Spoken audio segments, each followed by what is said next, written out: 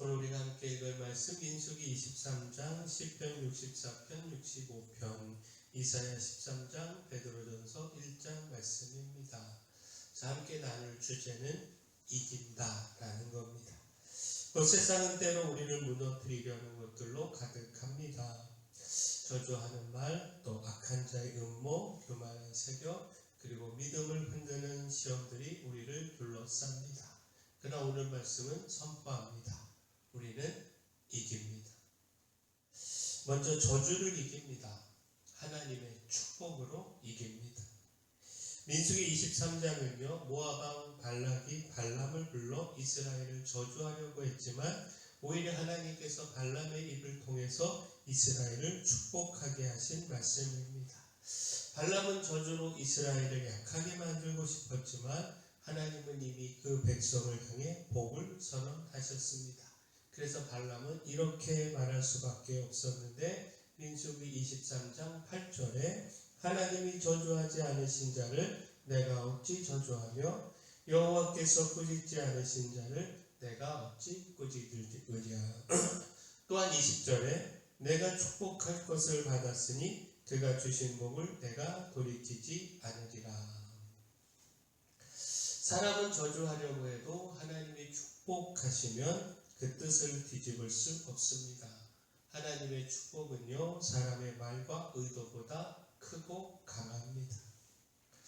자, 이 말씀은요, 하나님의 뜻이 어디에 있는지를 분명히 보여줍니다.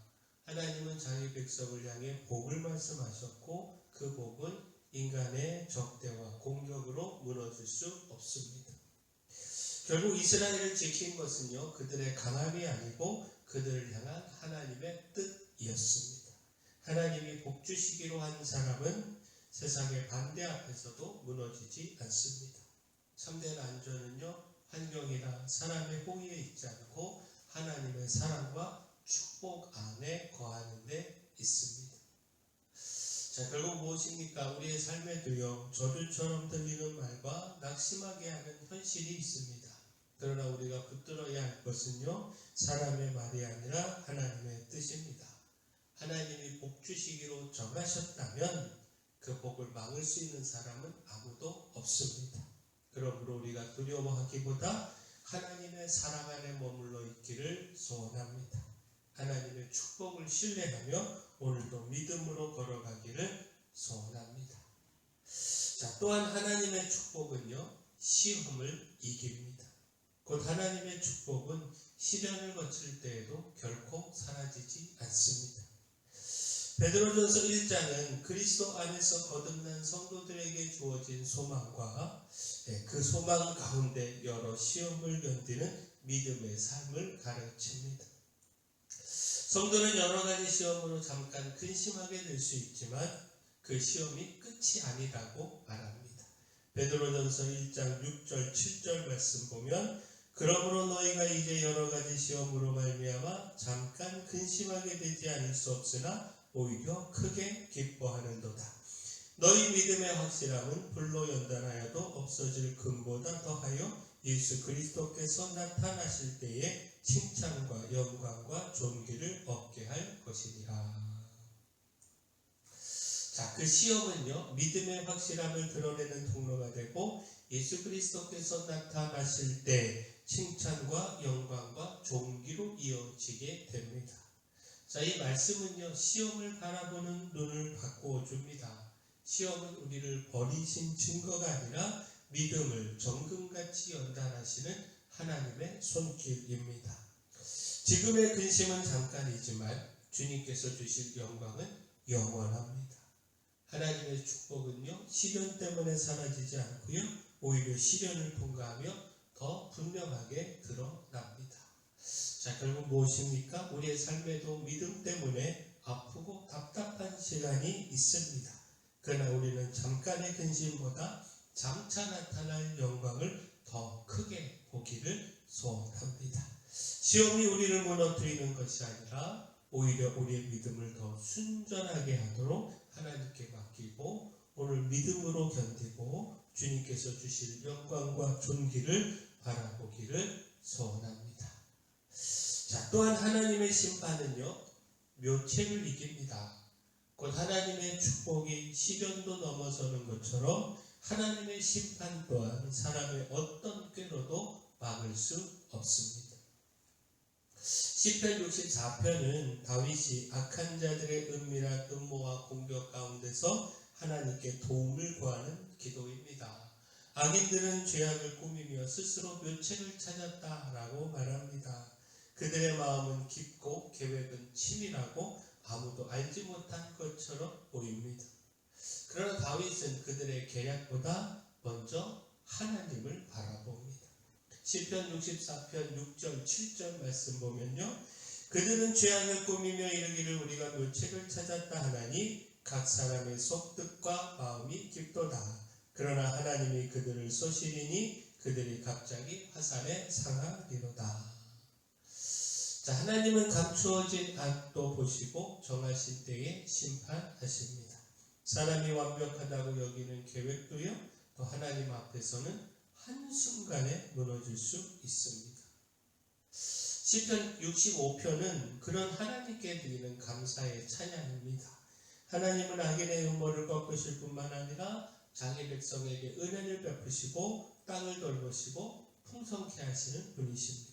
사람의 지혜와 묘책은 잠시 강해 보여도요, 결국 승리는 하나님께 있습니다.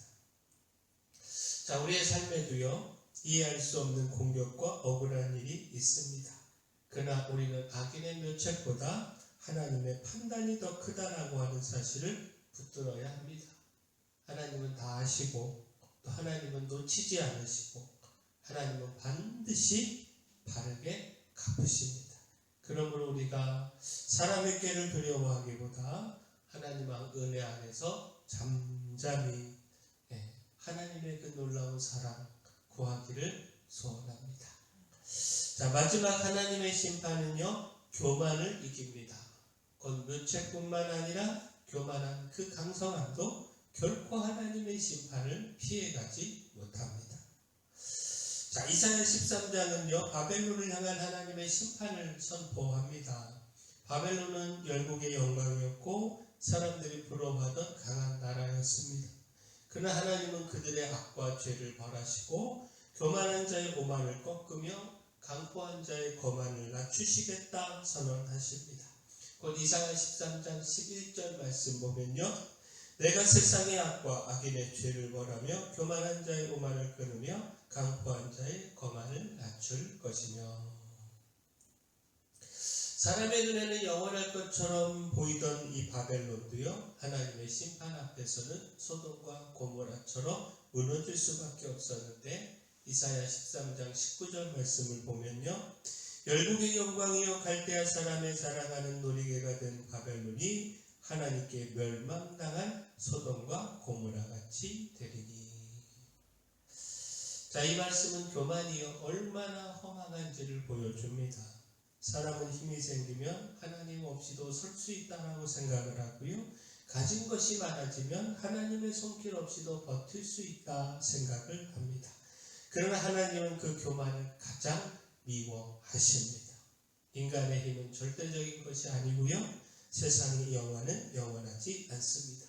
하나님의 심판 앞에 서면 그 어떤 자랑도 자신을 지켜주지 못합니다. 그러므로 참된 지혜는 자신을 높이는 데 있지 않고요, 하나님 앞에 그 자신을 낮추는 데 있습니다. 교만은 거창한 말에서 드러나지 않습니다. 하나님 없이도 괜찮다라고 여기는 마음, 은혜 없이도 잘할 수 있다라고 하는 그렇게 여기는 태도가 교만입니다. 우리는 높아지려고 하는 마음 내려놓고요, 겸손히 하나님 의지해야 합니다. 하나님 앞에 낮아지는 사람만이 심판이 아니라 은혜의 자리에 설 수 있습니다. 자, 하나님의 축복은 사람의 저주로 막을 수 없고 시련을 지나서도 반드시 이루어집니다. 하나님의 심판 역시 사람의 묘책과 강성함으로 막을 수 없습니다. 그러므로 우리가 하나님의 사랑과 축복 안에 거하며 교만을 버리고 겸손히 하나님의 은혜 구하기를 소원합니다. 사랑의 주 하나님, 하나님 편에 서서 막을 수 없는 하나님의 축복을 누리기를 소망합니다. 악인들의 멸책을 두려워하지 않게 하시고 죄의 심판으로 승리하게 하시며 시험과 환난 속에서도 믿음을 단련하여 우리 주님의 칭찬과 영광과 존귀를 얻게 하여 주시옵소서.